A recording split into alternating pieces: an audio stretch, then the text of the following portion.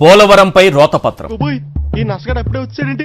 మద్యంపై రోతపత్రం, ఇసుకపై రోతపత్రం.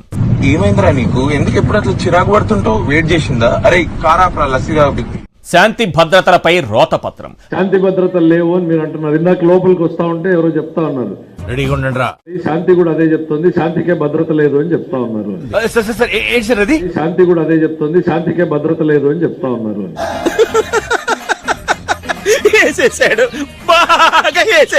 ఆర్థిక పరిస్థితిపై రోతపత్రం. చెప్తానాయలా నీ వల్ల కదా నా జీవితం సంకనాకిపోయింది. ఇలా రోజుకో రోతపత్రం విడుదల చేస్తున్నారు. ఏంటబ్బా అనుకున్నారు ప్రజలు. కొంతమందికి మానసిక ఒత్తిడి ఎక్కువై దానికి మందుగా వాళ్ళ బుద్ధే ఇంకో పర్సనాలిటీగా రూపొందుతుంది. చెప్పరా నీ వల్లనే మామా, నా వల్లనే నీకు ప్రాబ్లం అవుతుందంటే వెళ్ళిపోతారా ఇడికెచ్చి. కానీ భయ్యా, ఈ రోజు జగన్ మీడియా ముందుకు రాకపోయి ఉంటే ఈ రోతపత్రాల అసలు రంగు బయటపడేది కాదు భయ్యా. అదే జగన్ 14 లక్షల కోట్లు అప్పు చేశాడా? అది నిజం సార్. ఏం చేస్తారు ఇక్కడ ఉద్యోగం? ఆల్రౌండర్ నండి. నీకోసం మన వాళ్ళంతా రౌండ్లు వేస్తున్నారు. మనం అంట అంత లైకింగ్ మరి. లైకింగా తలకాయ ఊళ్ళో అంతా అప్పులు చేసినట్టుగా కనపడితే చెప్పమన్నారు. నీకు కనపడలేదని చెప్పండి. ఎల్లో తాతతో పేపర్లో రాయిస్తావా? ఇలాంటి వెధవి ప్రపంచంలో ఎక్కడా ఉండడరా. జగన్ ఆర్థిక విధ్వంసం సృష్టించాడా? ఎవరు చూడు ఆయన అండర్ ఎస్టిమేట్ చేసేవాళ్ళే.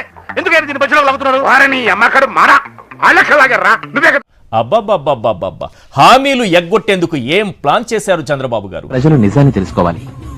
చూడండి, 1,53,347 కోట్ల రూపాయలు అప్పులు ఉంటప్పుడు చంద్రబాబు నాయుడు అధికారంలోకి వచ్చాడు. నాకు అర్థం కాలేదు సార్. నాకు నంబర్ కరెక్ట్ గా తెలీదు. చంద్రబాబు నాయుడు గారు అధికారంలోకి దిగిపోయేసరికి 4,08,000 కోట్ల రూపాయలకు ఎగబాకి. చెప్పు చెప్పవే, నేను వింటాను కదా. ఓ చెప్పే. మన స్టేట్ కి ఎంత అయిందో ఒకసారి మనం చూస్తే 19 మార్చికి 3,75,000 కోట్లు.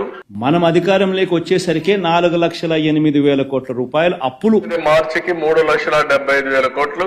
మనం లక్షకు బొక్కడిపోయిందనమాట. మరీ 1,00,000 కోట్లు ఏంటి మేడం? టూ మచ్ రే, టూ మచ్. మనం అధికారంలోకి దిగిపోయే నాటికి 7,48,000 కోట్ల రూపాయలు అప్పులు. తొక్కలది ఏం చెప్పారండి? ఇలాంటివి 1,00,000 చెబుతా. 12 జూన్ 2024కి 9,74,000 కోట్లు ఇప్పటికొచ్చిన లెక్కల ప్రకారం. దానికి నానా కష్టాలు పడుతున్నా. ఓ రబ్బా 1,00,000 కోట్లేంటి మేడం? రే దిల్ దియా దీవానంకో. ఈ లెక్కన ఇంకా పెరిగే అవకాశం ఉంటుంది, కార్పొరేషన్స్ అన్ని కలిపి. సూపర్ 6 హామీల నుంచి ప్రజలను డైవర్ట్ చేయడానికి రోతపత్రాల పేరుతో మీరు చేసిన డ్రామాలకు చెకే బౌ. ఇలాంటి ఎమోషన్స్ మీ అబద్ధాల రోత పత్రానికి చెకే బౌ. ఏది నోటుకొస్తే అది మాట్లాడక. అమ్మ చంద్రబాబు, సూపర్ 6 హామీలకు యగనామం పెట్టేందుకు ఓటాన్ అకౌంట్ బడ్జెట్ అంటావా? భయ్యా నీకు షుగర్ ఉందా భయ్యా? నీకెలా తెలుసు? వచ్చాగట్లేదు కదా అందుకు.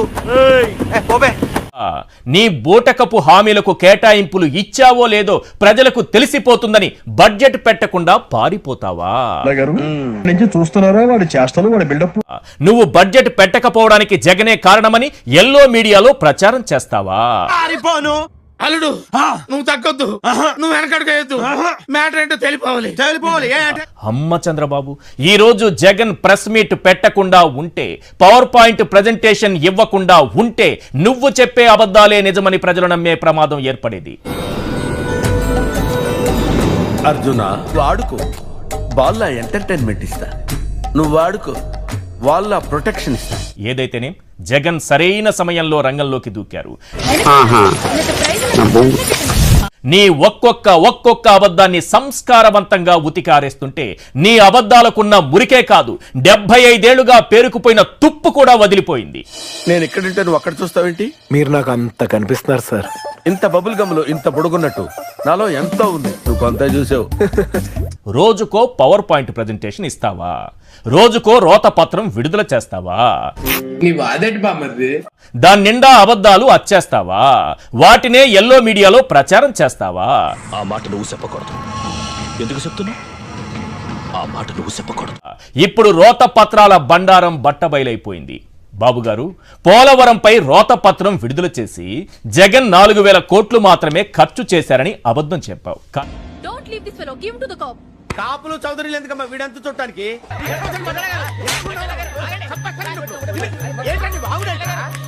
చూద్దాంలే. చూడటం కాదండి, మీరు చెయ్యాలంతే.